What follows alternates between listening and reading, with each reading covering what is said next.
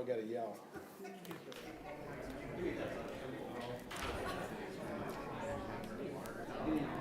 Test, test, test, test. Test, test.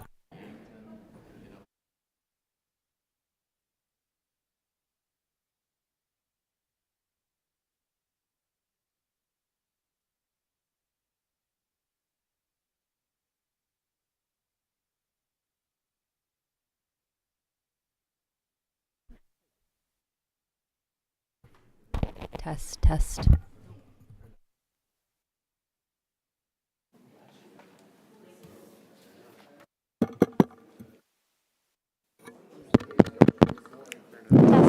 Nothing.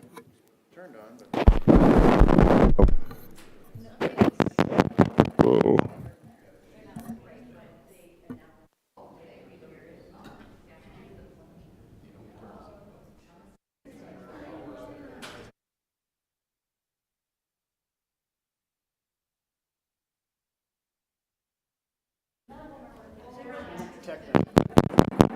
Now it works. Test, test, test. We're good on my end. Thank you, Kwaku. All right, so we'll begin the meeting and call this meeting to order. Please stand and pledge allegiance.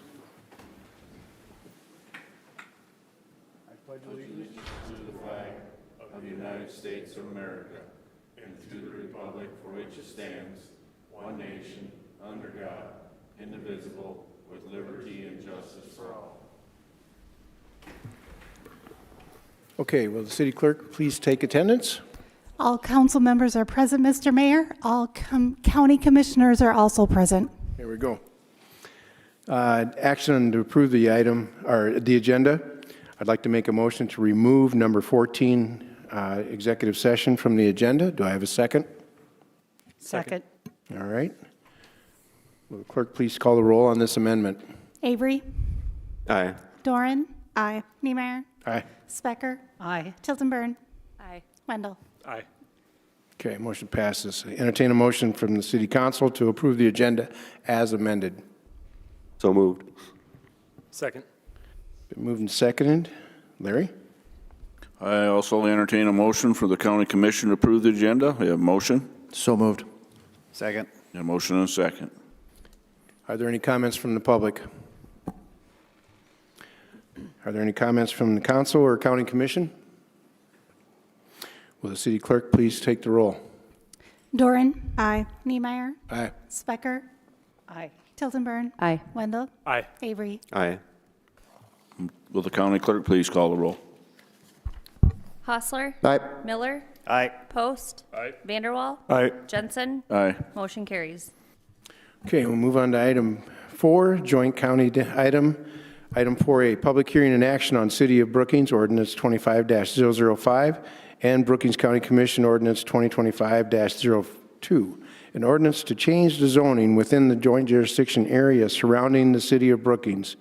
Rezone lots 10 and 11 in the west half of the south half of the northeast quarter of Section 11, Township 109, Range 50 West. Brookings County, South Dakota, from a joint jurisdiction agricultural district to a joint jurisdiction business B3 heavy district. Our Community Development Director, Mike Struck, will review this item for us. Thank you, Mayor, members of the council, and county commissioners. The action before you tonight is a rezone from an ag to a business B3 district. This is located kind of along the south end of Main Avenue along 36th Street. You can see on the overhead, it's kind of the area that's outlined in the light blue shade. The property is surrounded by ag to the north, south, and east, and it's adjacent to B3 zoning to the west. It is consistent with the city's future land use map as part of our comprehensive plan for urban medium intensity, which supports the rezoning. This does come to you with an 8-0 recommendation from the City Planning Commission, and the Development Review Team supports the request. And I'd stand for any questions you may have. Thank you, Mike. Entertain a motion from the City Council to approve Ordinance 25-005. So moved. Second. All right. Larry? Also entertain a motion from the county commission to approve ordinance number 2025-02. Do I have a motion? So moved. Second. I have a motion and a second. Thank you. I open the public hearing on this item. Is there any public comment on this item? Seeing none, does the city council or county commission have any questions or comments on this item? Councilmember Specker. I just have a quick question on access, and I'm just not familiar with the joint jurisdiction, but that's a public road just north, that runs north of there, along there? So 36th Street South is a public right-of-way. However, when you get into these rural areas, they're either maintained by the adjacent landowners or the township if they have maintenance agreements. It would not be the responsibility of the city nor the county to maintain this road. So I guess my question is, if somebody puts something on that property that has a lot of traffic, are the people that are residing along Main Street then responsible for that part of the road? Or just north of 34th or? 36th Street, yes, it would be the property owners that would be responsible for maintaining it. Okay. Thank you. Any of the county commissioners, any questions? Okay. Will the city clerk please call the roll? Specker, Aye. Tiltonburn, Aye. Wendell, Aye. Avery, Aye. Doran. Aye. Niemeyer. Aye. Will the county clerk please call the roll? Miller, Aye. Post. Aye. Vanderwall. Aye. Hostler. Aye. Jensen. Aye. Motion carries. All right, item five, adjourn the joint city and county portion of the agenda. Entertain a motion from the city council to adjourn the joint city council and county commission portion of this meeting. So move. Been moved and seconded. Larry? I also entertain a motion from the county commission to adjourn the city council and the county commission meeting. Do I have a motion approved? Move to approve. Second. I have a motion and a second. All right, all those in favor, please say aye. Aye. Aye. All those in favor signify by saying aye. Aye. All right, this meeting is adjourned. We'll have a brief recess and then reset the room for council meeting that we have this evening.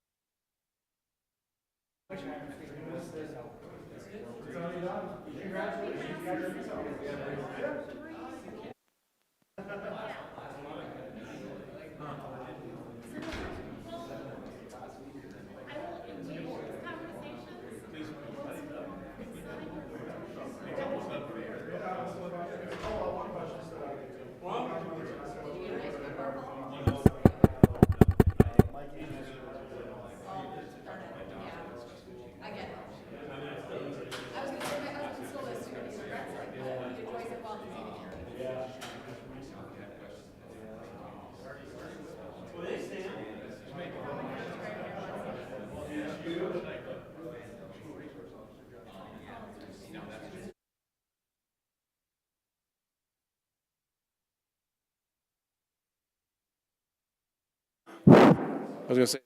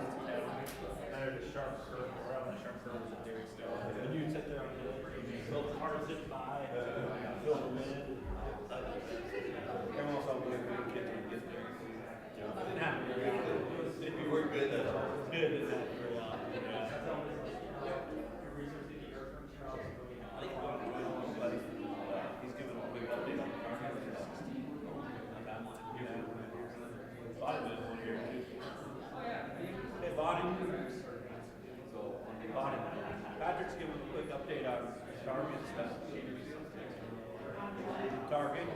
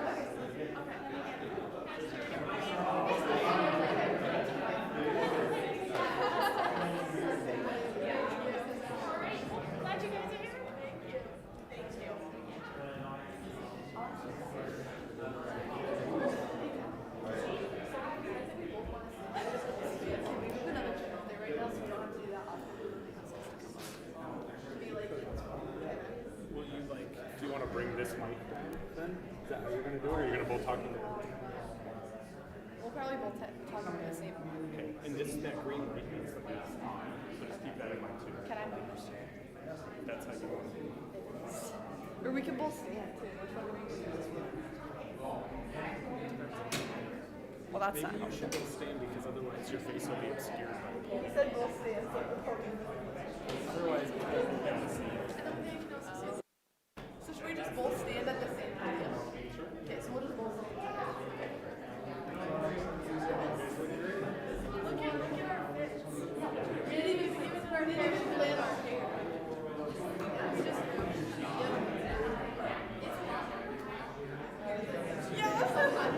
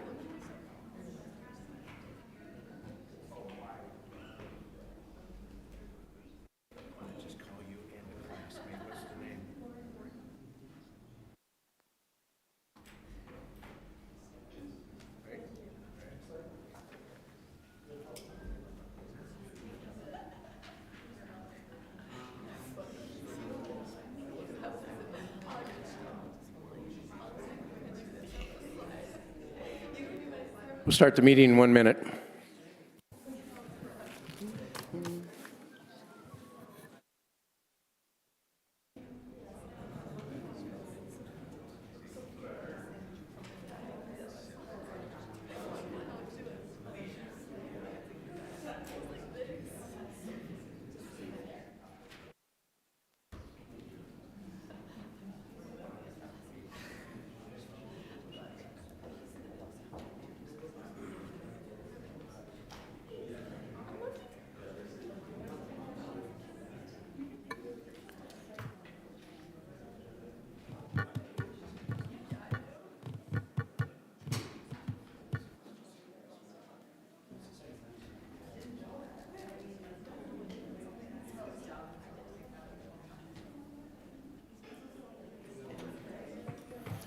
Okay, it's 6 o'clock, and we'll start the regular stated meeting. And the first thing on here is open forum. Is there any member of the public who wishes to address the council on an item not listed on tonight's agenda?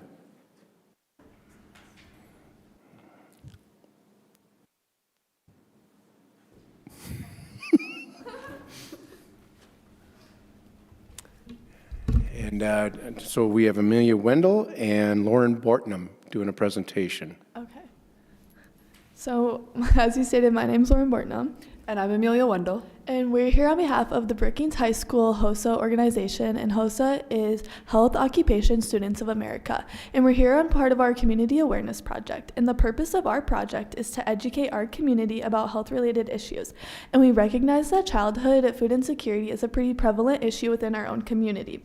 So we consulted with the Brookings Food Pantry and decided to pursue this for our community awareness project. Food insecurity is defined as a lack of consistent access to enough food for a healthy life. It's a common misconception that food insecurity is just about hunger, but it also includes uncertainty of where the next meal will come from. And to highlight how childhood food insecurity impacts children so heavily, we compiled a list of national, state, and local data to show you how this affects children. And if you look, you can see that 1 in 5 children across America do not have enough food to eat according to Feeding America. And furthermore, if you look at their meal gap study map, you can see that hunger exists within every county in our state. If you were to single out Brookings County, you will see that it's estimated that 1 in 6 children are faced with food insecurity within our own county. There are many causes of childhood food insecurity, but among the most common is economic instability. Families with low income or experiencing unemployment struggle to afford nutritious food for their families. Another cause is lack of access. Although there are programs designed to help, not all families can access these resources. Finally is the cost of living, which includes the high prices of both housing and childcare. And after looking at the causes, we can also take a look at the impacts. Without consistent access to nutritious food, children face harmful effects like impacts on their physical health, cognitive development, and emotional health. Without nutritious food, children can experience stunted growth and developmental delays, which lead to weak immune systems. And furthermore, it impacts their cognitive development and emotional health by impairing cognitive functions and challenging the child's ability to interact positively with their environment around them. Because of this, we have organized a food drive with the Brookings High School HOSA from March 4th to March 12th. We are collecting many food items, and all donations can be dropped off in the Brookings High School front office. And after consulting with the Brookings County Food Pantry, we compiled a list of preferred items with this age group. Obviously, all food items are welcome, but this was the preferred list for this age group. Thank you. All right, ladies, thank you very much. Nice presentation. Does council have any questions, comments? Councilmember Wendell. Thank you, Mayor. I just had one question. Could you smile so I can take a quick photo? Perfect. And ladies, again, tell me, this thing goes until tomorrow or Thursday, right? Yes, we realize it's a little last minute, but this was the time that But it can come to, if we have any items that we want to bring, we can bring them to the high school front office. Yes. All right, just so everybody knows. All right, thank you. Yep. Is there anyone else that would like to come up during open forum to make any statements or comments that are not on their agenda? All right. Consent agenda, action on consent agenda. Are there any items to be removed from the consent agenda? Councilmember Specker. I just have a question. Does that, they don't get removed for that? Say again? I have a question with something on the consent agenda. I'm not sure when that's asked. I don't need it removed, I just have a question. That'd be appropriate now. Now would be the time if we would. Okay. I would like to know, we have quite a few of these drainage fees, and I'm just curious why.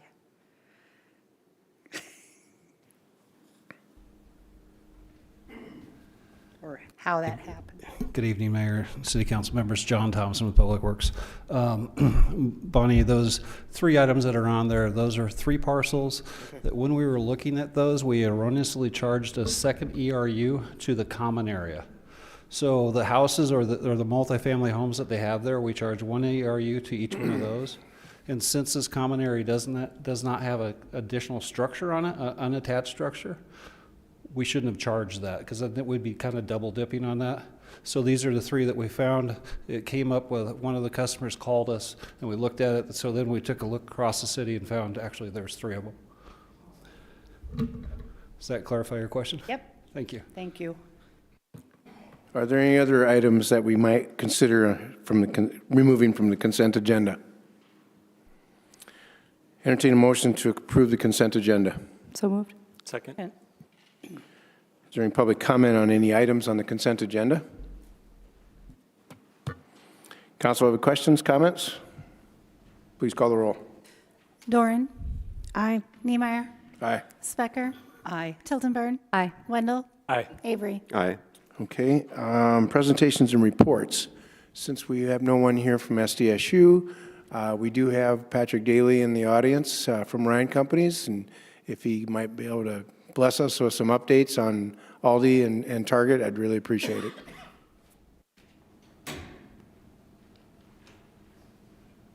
Good evening, Mayor, Council. Thank you for the time and the opportunity to be here tonight, and appreciate the support with the consent agenda item relating to the agreement there on the easement. We are in the process of finalizing all of our plans and in the process of putting those plans forward to the city for the grading permit, and our hope is to try to break ground here in the next 30 to 45 days if Mother Nature requires. So we've got a lot of activity that we're expecting here relatively soon, and you'll probably start seeing vertical construction begin sometime in the second half of the summer. And that'll be the vertical construction of the target box first, which will be about a 12-month build period. And at this point, Target is anticipating an opening that's sometime summer of 26. I don't have a specific date yet, but when we do, we'll make sure all of you are updated. As it relates to those other parcels, we are making progress with Aldi, and they are anxiously waiting for us to get that site work going so they can come in and be able to come in behind us and begin their physical vertical construction. And then we've got we're under contract with the adjacent parcel, and my sense is that they've been through DRT at this point, and we'll be making an application for their respective entitlements here relatively soon. We also have got a few prospects that we're in discussion with about the inline land that's immediately adjacent to Target there. So a lot of activity going on, and appreciate this group's support and everything they've done to get us to this point, and hopefully more updates to come in the near future. Right. I should also mention there is some interest collectively with the city, with Ryan Companies, and with Target about doing some type of groundbreaking. So we're working on some type of date to memorialize that, and my sense that that's probably going to happen sometime in May. So more information should come on a hard date soon. All right, thank you. You open for questions? By all means. Any questions, comments from council? Paul? I got one. Patrick, can you confirm, I've heard from throughout the community that there's a number of contracts that will be locally working on the site. Can you confirm some of that? Because it just would be nice for the public to know that Ryan Companies is working with local contractors. Yeah, I mean, I'm not here tonight to probably be able to quantify what that number is, but as I had mentioned before this group and other groups, our intention is to utilize the local expertise and the local subcontractors as much as possible. And so we've got a series of those subcontract agreements that have been signed and more to come as we're working on the various phases of the project. So I can follow back up with you on a more specific information on who those groups are, but we've got our project team that's really responsible at that level on that. Thank you. All right, thank you, Patrick. Looking forward to the future. All right, ex officio reports. Brookings Municipal Utility Board. Bonnie, I understand you have a report? Yep, this meeting was yesterday, and Patrick would probably like to hear this. The bills, claims, and bids were discussed and approved where needed. The BMU board voted to allow the city landfill leachate line to connect to the sewer. And right now, the leachate has been hauled by truck to the wastewater plant, so that construction will begin, but it was approved. And also approved was the water and sewer connections for the marketplace. That's why I thought Patrick would like to hear that. Mm-hmm. There is an update on the automated metering for electric and water usage, and it's working great. There's a few more things that they need to get worked out, but that's all automated. It was also mentioned that the tentative date for removing the 6th Street water tower, which I get asked this question a lot, is sometime during the summer of 2026. They're hoping to take that water tower down. Brookings Health System television service installations almost complete. There was also a discussion on BMU financial priorities. Various financial indicators are showing that BMU revenues are sufficient to meet all debt service requirements, and they're doing pretty well. That's all.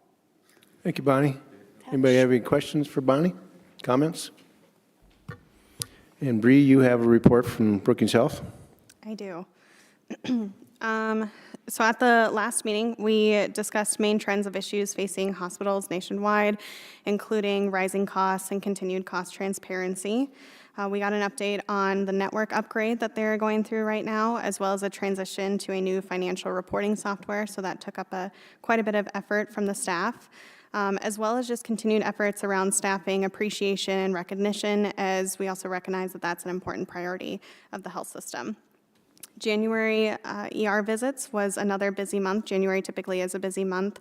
It experienced a 13.5% increase in visits, so this year's total was 932 visits.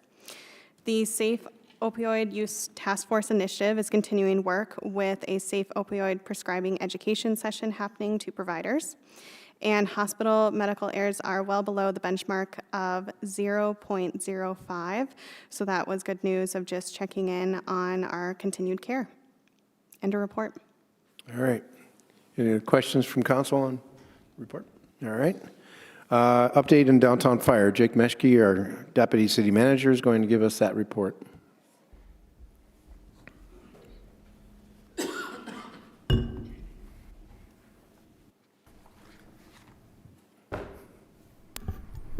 Good evening, Mayor and members of the council.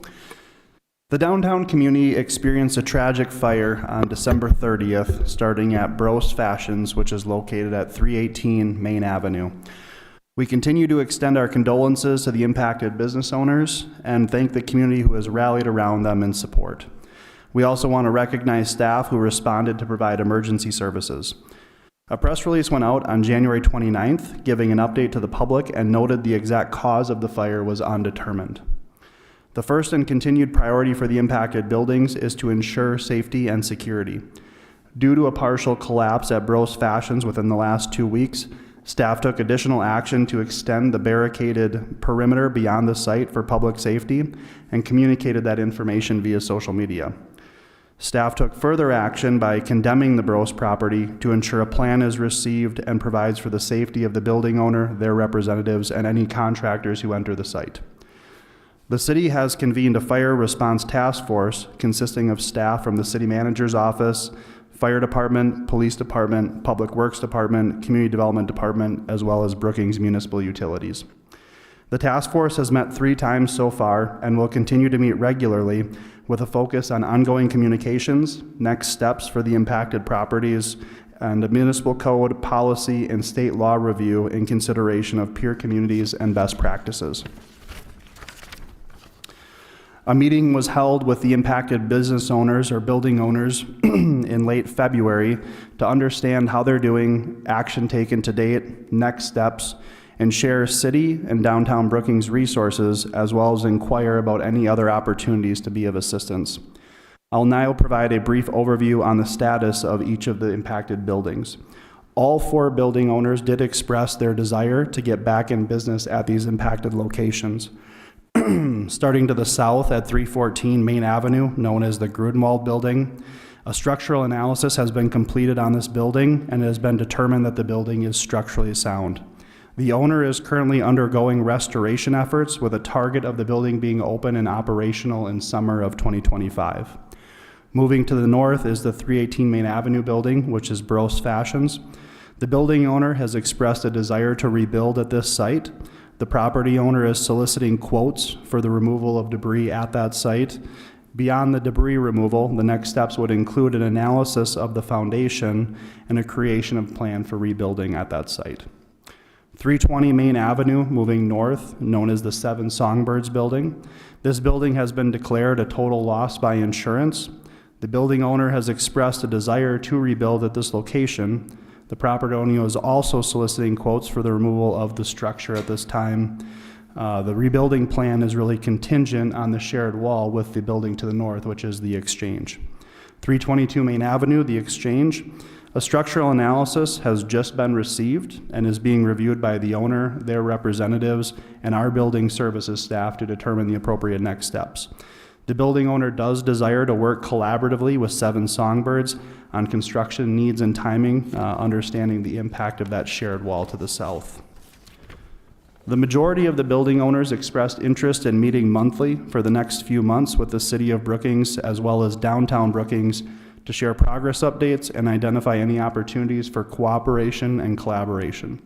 As noted, the Fire Response Task Force will continue meeting regularly to advance both short and long-term goals. The timeline for debris removal as well as next steps in terms of rebuilding and such is fluid and dependent on structural analysis as well as insurance claims and processing. Historic preservation review, demolition, and building permits will all be processes that we're working through as we progress our way towards spring and summer. A monthly progress update will be provided at city council meetings for the foreseeable future to ensure that the council, as well as the public, stay informed on this topic. Supplemental press releases, social media updates, and other communications may also be utilized as appropriate. At this time, I'm happy to stand for any questions, and we also have a couple members of our fire task force here if there are more specific technical questions. All right, thank you, Jake. Any questions, comments from council? Councilmember Wendell? Thank you, Mayor. Jake, the parking area that is east of 322 Main Avenue, right behind that, is that parking area closed for use right now? Mike, do you have an answer to that question by chance?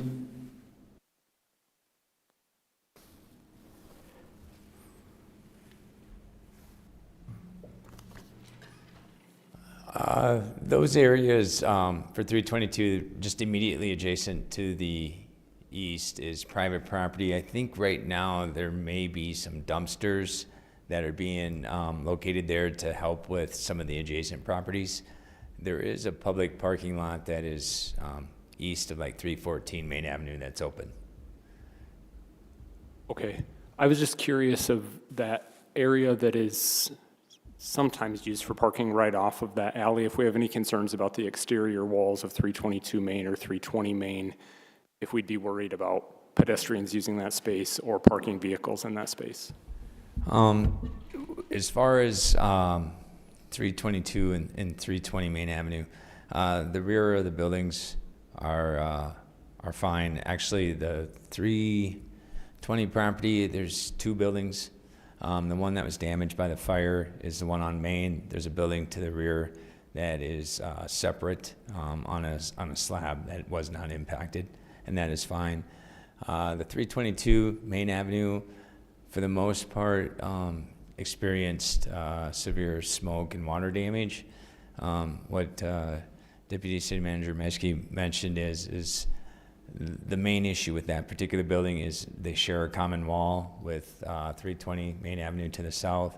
So anything that 320 Main Avenue does potentially could impact 322. So they're working on a structural solution for 322, so then 320 could be torn down. Thank you. Councilmember Tilton Burn? I just wanted to say thank you to the collaborative team that continues to work on the response to this and those who are directly impacted, whether they be the business owners or adjacent business owners, and just the ongoing participation in communication with the city about all of this. Obviously, this is a issue that is not only a safety issue, but just the well-being of the individuals that own these businesses as well. So thank you for the ongoing communication and collaboration. All right, Councilmember Duren. Thank you, Mayor. I have one question under business relocation. I'm not sure if you or Kirsten may be able to answer this. I was wondering if you could provide a general update on businesses that have been able to relocate and continue to sell, or what the relocation in transition process looks like right now for some of these businesses. Hi everyone, Kirsten Jesdal, Executive Director of Downtown Brookings. What I've been telling people is anything that can happen quickly has happened. So anyone who can easily relocate or reopen either are open or will be opening within the next few weeks. So Emerald Grace, Seven Songbirds, Hand Tied have all opened in new locations downtown. Or will be opening shortly. The Nook has temporarily kind of set up a little pop-up shop inside of Pask. And there are a number of businesses that are temporarily operating out of other spots, but anything that can happen quickly has happened. So now it's kind of the slow part, but almost everyone has chosen to relocate, and almost everyone has chosen to relocate downtown, which I think just goes to show the importance of a downtown for small businesses. Absolutely, thank you. And then I have one more question around the community fund.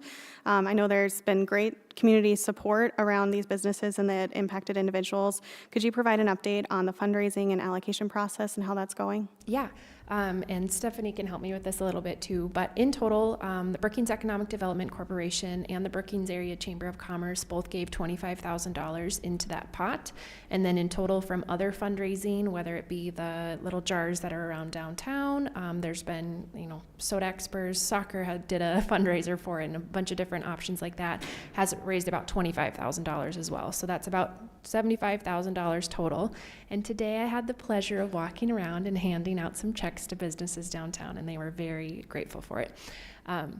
And so that process is, BEDC is leading that process, and the businesses that were affected, and there are 21 total businesses downtown that were affected in some way by the fire with costs associated. Fill out an application, send that to the BEDC. They have a committee that reviews them, and they provide receipts for their costs, and then they're reimbursed up to $3,000 for those costs. Once a certain time period has gone past, any application that has come in during that time period, if there's funds left over, we'll do a second round of review, or they will do a second round of review, and so those that were the most impacted and had the most costs associated will likely be getting a second payment. Sure. Are you still taking donations for that fund? We are for just a short while. Most of the online donation portal will probably be closed by early next week, but there are a number of fundraisers kind of still happening. So, for example, Socialite is selling some very cute Brookings t-shirts and sweatshirts. So if you want some cute apparel, head there. That goes to help the fire relief fund. So, thank you. Yeah. All right, any other questions, comments from council? Thank you very much. And then we will have item 8D, discussion on the city council member vacancy process. Bonnie Foster, our city clerk, will present this item. Mayor and council members, Councilmember Andrew Rasmussen's resignation was effective Friday, February 28th. The process to fill this vacancy is outlined in the city charter and in the city code and in City Council Policy number 205. What this states, and what I want you to take from this slide, is if the vacancy on the council occurs less than 60 days prior to the next regular city election, the person appointed to fill the vacancy shall continue to serve through the next regular city election immediately following the next regular city election. So the most recent city election is coming up here on April 8th of 2025. So this individual will be appointed and will serve until 2026. A little history on the process. What we have outlined has been utilized 3 times in the last 10 years. The first time, we want to go back and give some info here. So February 2016, Councilmember Scott Meyer resigned and David Meyer filled that vacancy. April 2017, Councilmember then Keith Corbett was elected to mayor, and current Councilmember Howard Tilton Byrne was appointed to fill that vacancy. And then most recently, in April of 2021, then Councilmember Ope Niemeyer was elected as mayor, and current Councilmember Wayne Avery was appointed to fill the vacancy. So in front of you, we'll see a proposed process and timeline. So as you will note, this will start this week on Friday, March 14th. We will submit the press release and the application, which was in your packet. So we'll start that call. Deadline to submit the applications will be April 4th. It's also a Friday.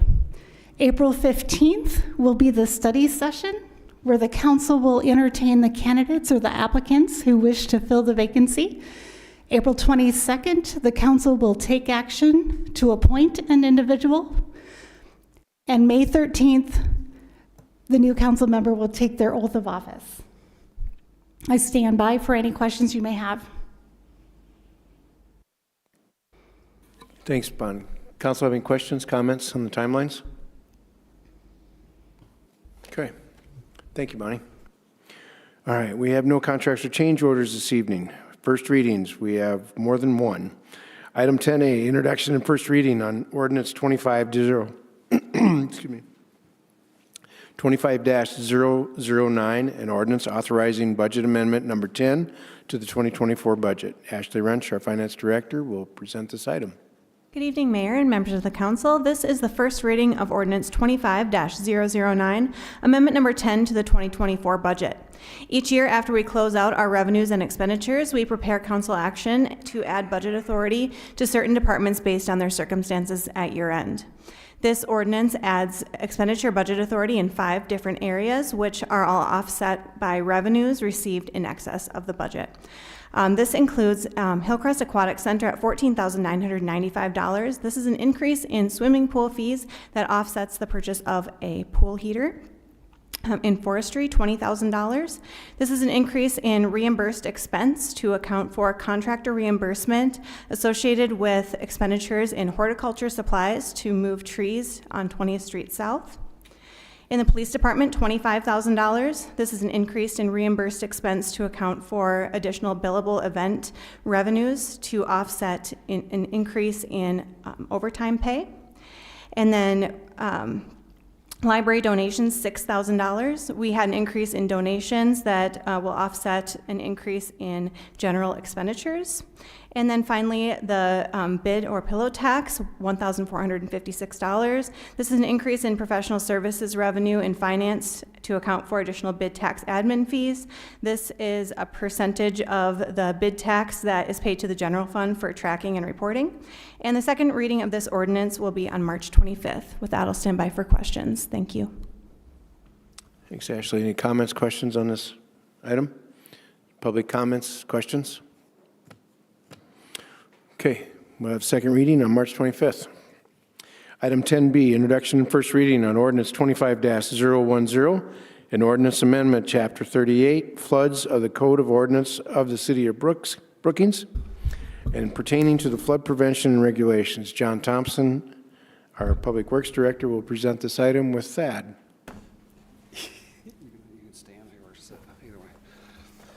Good evening, Mayor, City Council members. John Thompson with Public Works. Tonight's first reading of the floodplain ordinance marks one of the final milestones to FEMA's flood risk study for our community. The proposed ordinance revision is a full restatement of the city's current floodplain ordinance. It's important to note that, number one, this ordinance revision is mandated by FEMA in order for the city to continue participation in the federally subsidized National Flood Insurance Program, known as NFIP. And two, this ordinance must be effective on or before FEMA's updated flood insurance study, FIS, and FEMA's flood insurance rate map, FIRM, or FIRM, become effective on April 23rd, 2025. If the city elected not to participate in the NFIP, property owners within the flood-prone areas would likely not be able to purchase private flood insurance, and if they did find a willing insurance carrier, the cost of that insurance would likely be significantly higher than any federally subsidized NFIP rates. As stated, the revision to our current ordinance is a full rewrite to ensure that the language complies with the current FEMA standards and regulations. In fact, the language directly follows a template that's provided by FEMA. FEMA has provided us a courtesy review of the language and will complete an official review once the ordinance is effective. In this presentation today, I've been asked to provide a bit more information as to the purpose of a floodplain ordinance and how such an ordinance can help reduce losses. The purpose is simple. The ordinance is drafted to promote public health, safety, and general welfare of the city and its residents, and to minimize public and private losses due to flood conditions. It applies to all areas of special flood hazard identified by FEMA within the city limits. As to how this ordinance helps to reduce flood losses, it restricts, well, number one, it restricts or prohibits land uses that are dangerous to health, safety, or property in times of flooding. It requires that land uses vulnerable to floods, including facilities, be protected against flood damage at the time of construction. It also includes a legal ability to control the alteration of natural floodplains, stream channels, and natural protective barriers, which are involved in the accumulation of floodwaters. It provides the legal ability to control filling, grading, dredging, and other developments that may cause increase in flood damage. And lastly, it prevents or regulates the construction of flood barriers that will unnaturally divert floodwaters or cause hazards to other lands. Okay, now next slide. This will be the slide. On the screen, let me see. Right here. On the screen here, you can see, although very small, the differences between the current 2008 FEMA map on my left and the new FEMA map effective April 23rd on my right. I'm going to try this pointer and see how this works there, if it works.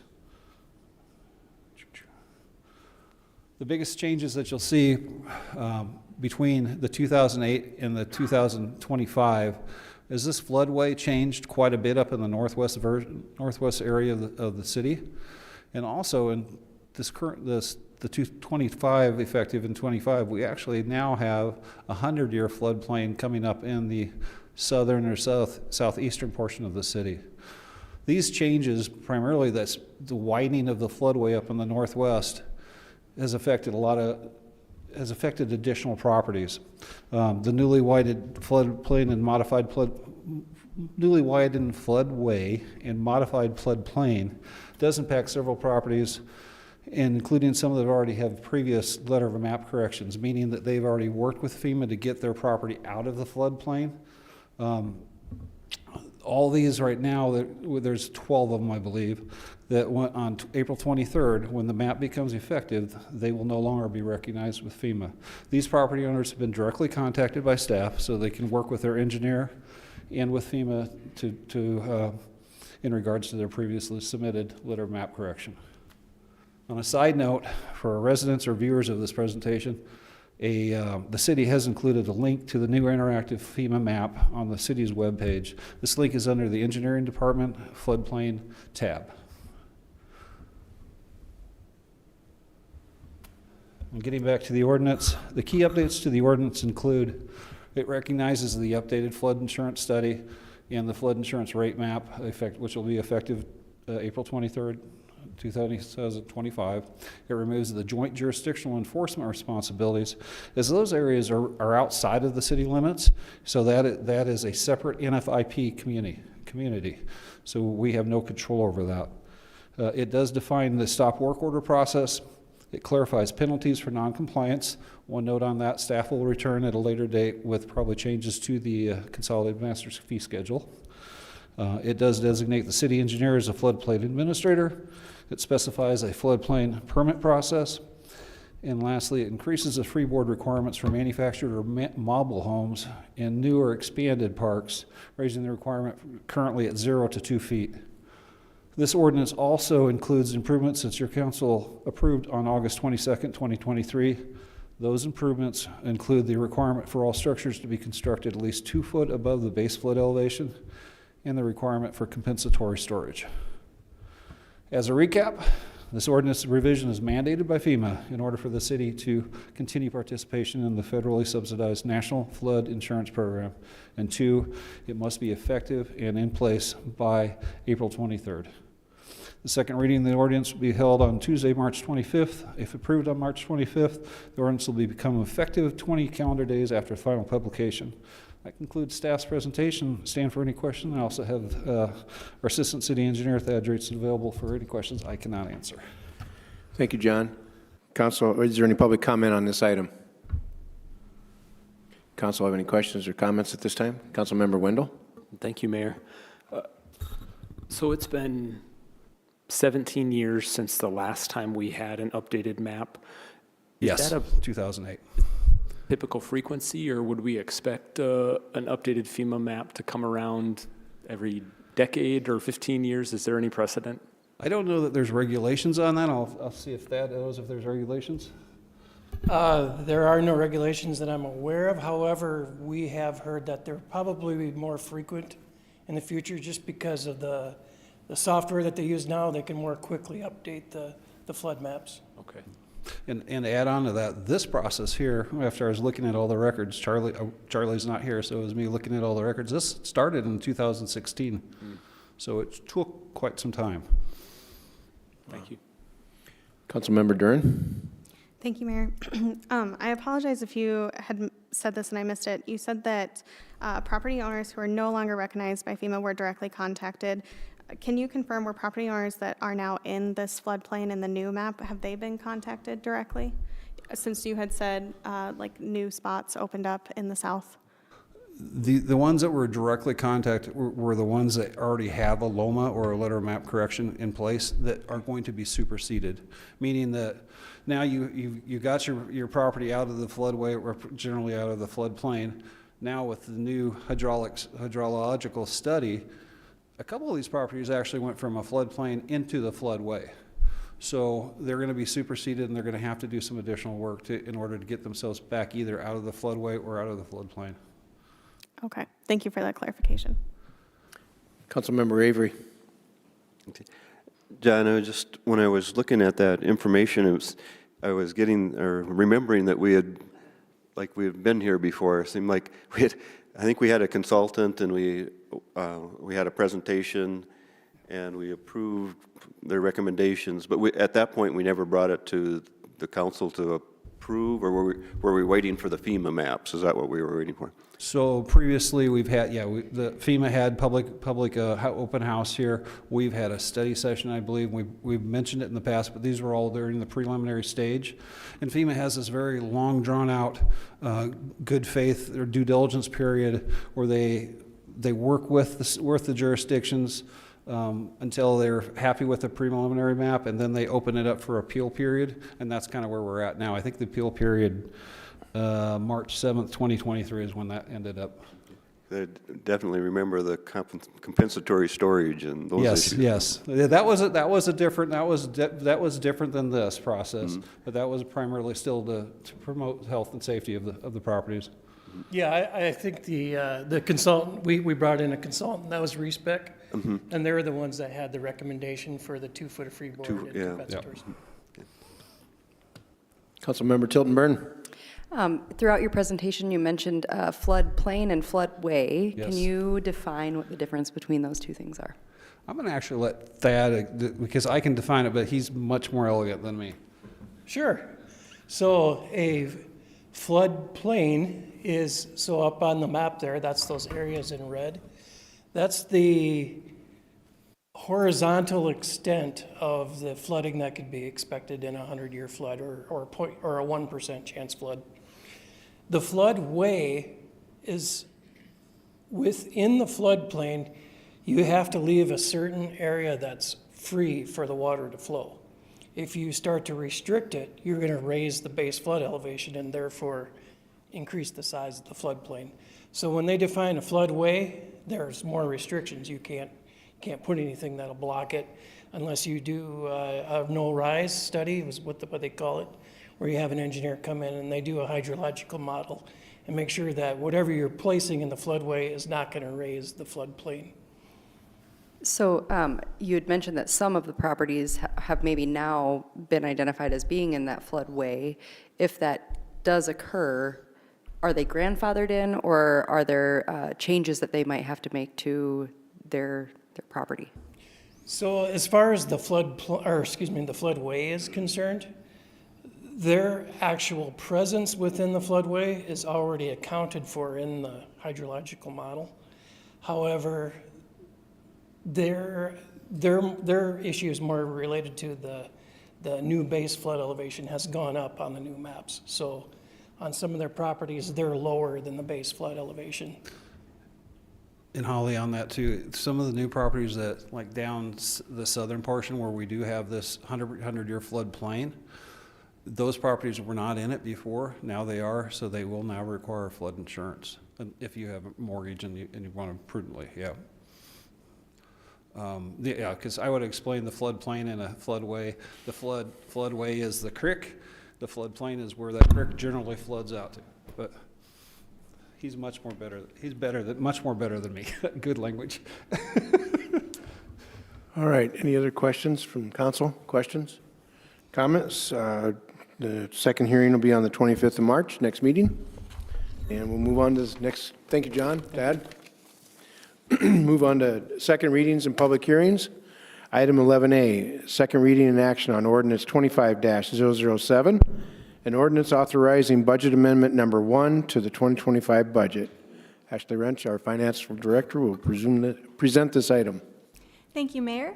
This is the second reading of Ordinance 25-007, authorizing Amendment Number 1 to the 2025 budget. And this ordinance carries forward 2024 budgeted amounts and cost savings for expenses to be incurred in 2025. The general fund total of just under $700,000 is made up primarily of supplies, services, and furniture that were budgeted in 2024 but being delivered or completed in 2025. The most significant amounts in the general fund include $85,000 to replenish the retirement payout contingency account and carry forward of $350,000 for the Shady Acres remediation efforts. The CIP fund includes $7.3 million to be carried forward for multi-year parks, street, and facilities projects, as well as equipment that was ordered or budgeted in 2024 and arriving in 2025. As the mayor alluded to at the first reading, this ordinance also includes $834,549 to be added to the sinking fund budget, which is supported by a cash reserve for unplanned buildings and capital needs. Special revenue funds include $251,000 in multi-year capital projects at the Dakota Bank Center, as well as $201,000 for drainage projects at Arrowhead Park and the Madera Avenue Bridge, and $12,100 for engineering related to state permitting. This amendment also brings forward the remaining budget for our capital project funds for a total of $1.1 million for projects such as finalizing University Boulevard, additional work at the 20th Street interchange, and the detention basin associated with TIF 9, as well as ongoing consulting related to the Public Safety Center project. In the enterprise funds, we're carrying forward $4.3 million in expenses for the multi-year golf course, airport, and solid waste projects and certain operating expenses.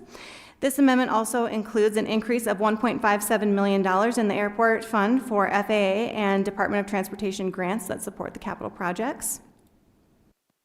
And finally, for transfers, we have a transfer from the CIP fund to the Dakota Bank Center fund for capital project carry forwards, and then a transfer from 3B to the Dakota Bank Center for $31,485.95 to cover their 2024 budget variance. And then finally, $650,000 from TIF 11 revenues to the CIP fund for the 20th Street South Shared Use Path project, which is being moved up to 2025. A detailed listing of these expenses by account is included in your packet, and no changes have been made since the first reading. Staff recommends approval of this ordinance as presented, and with that, I'll stand by for questions. Thank you. Thank you, Ashley. Entertain a motion to approve. So moved. Been moved and seconded. Is there any public comment on this item? Council have any questions, comments? Councilmember Wendell? Thank you, Mayor. Ashley, one of the first things you mentioned was the retirement contingency fund that we were moving $85,000 into. I was just curious if we have a minimum balance we try to maintain in that contingency fund? Yeah, we try to keep it around that like $80,000 to $100,000 a year. Okay. So when you said replenish, that would be kind of the total the balance we try to Yep, maintain there? exactly. Okay, thanks. All right. Please call the roll. Niemeyer. Aye. Specker. Aye. Tiltonburn. Aye. Wendell. Aye. Avery. Aye. Dorn. Aye. Okay, motion passes. Item 11B, public hearing and action on ordinance 25-006, an ordinance pertaining to an application for a conditional use permit to establish a major home occupation, a gunsmithing business, in a residence R1C single-family district. Address is 1630 Olwine Street. Mike Struck, our Community Development Director, will present this item. Thank you, Mayor and members of the council. The action before you tonight is consideration of a conditional use for a major home occupation at 1630 Olwine Street. The applicant is proposing a gunsmithing business there. Essentially is hoping to repair guns in a detached garage. Inside the garage is simply a workbench and a toolbox where he can keep some of his tools that he uses to repair these. The guns themselves, upon working on them, completion, are stored in a safe in the house. There's a couple of conditions that come before you on this particular one that are recommendations from the Planning Commission. Is that the applicant We'll need to obtain the appropriate permits from both the state and federal level for this, and we'll need to provide proof of renewal every 3 years with the city, and that this conditional use permit, if approved by the council, is valid for the applicant only and is non-transferable to another location. With that, this does come to you with a unanimous recommendation from the Planning Commission. The Development Review Team supports the request, and the Police Department was contacted in regards to this and indicated no concerns if this conditional use is approved. With that, I would stand for any questions you may have. Thank you, Mike. Entertain a motion to approve. So move. Second. Been moved and second. Is there any public comment on this item?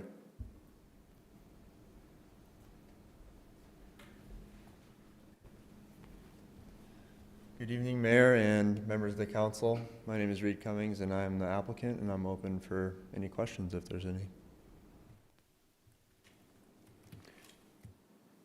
Okay, I do have one question. Do you work on pretty much anything that is a weapon, or I should say a gun? Like shotguns, rifles? Yeah, I'd say mainly rifles, but shotguns as well. Okay. Councilmember Doran? Thank you, Mayor. I was just wondering if you could confirm something that was talked about in the Planning Commission, that reloading would not be on-site for business use, it would be for personal use. Could you confirm that for me? Yes, that is correct. Thank you. That's all. Any other questions from council? Thank you. Please call the roll. Specker? Aye. Tiltonburn? Aye. Wendell? Aye. Avery? Aye. Doran? Aye. Niemeyer? Aye. Okay, action on resolution, item 12A, action on resolution 2025-021, a resolution transferring contingency funds. Ashley Wrench, our financial director, will present this item. Thank you, Mayor. This is Resolution 25-021, transferring 2024 contingency funds. This resolution transfers contingency funds budgeted in 2024 in the amount of $156,700. This includes $145,000 in police department overtime pay and $11,700 in equipment maintenance in the forestry department. For the police department overtime, the main driver of this overage was employee vacancies and leave in 2024, as well as a number of new candidates being at the academy, which required significant additional overtime from our existing officers. In the forestry department, chipper repairs were the main driver of this budget overage, and this was due to the wear and tear associated with the influx of tree removals related to the emerald ash borer. Staff recommends approval of this resolution as presented, and I'll stand by for questions. Thank you. Thank you, Ashley. Entertain a motion to approve. So moved. Second. Been moved and second. Is there any public comment on this item? Seeing none, council questions, comments? Thanks, Ashley. Please call the roll. Tiltonburn? Aye. Wendell? Aye. Avery? Aye. Doran? Aye. Niemeyer? Aye. Specker? Aye. Okay, before I go into item 13, I just want to recognize we have a couple in the back here from Nepal that came to visit us this evening. I know that you came in after open forum. Is there anything that you wanted to come up and explain it to us at all? Okay. All right. Well, thanks for coming this evening. I know that, I just want everybody to know that may not see them on the camera. They're from Nepal. He works on campus, and I know his wife are both residents in town and have been here for quite a while. Thanks for coming this evening and joining us. So, item 13, introduction of topics for future discussion. Do we have any items that would like to be presented from council? No? Really? Okay. All right, so let's go on to our meeting for next week. Or do I have one, Bonnie, for next meeting? Yes, I should. Yes, I do. I do. I'm sorry. Our next meeting, we do not have a meeting next week, and that's been canceled. It was just going to be an informational meeting, but we don't have anything to talk about. And so our next regular meeting is 25th. We'll have the two first readings that we had this evening. We'll have recognition of I Voted sticker contest and a student report. We've got a bid award for leachate improvements in our contracts and change orders. There is a transfer of malt liquor license, application for video lottery. And so stay tuned, and then, of course, we'll have a report from the Assistant of the City Manager, which is always expected to be wonderful. With that being said, any other business items the council would like to talk about? Entertain a motion to adjourn. So moved. All those in favor say aye. Aye.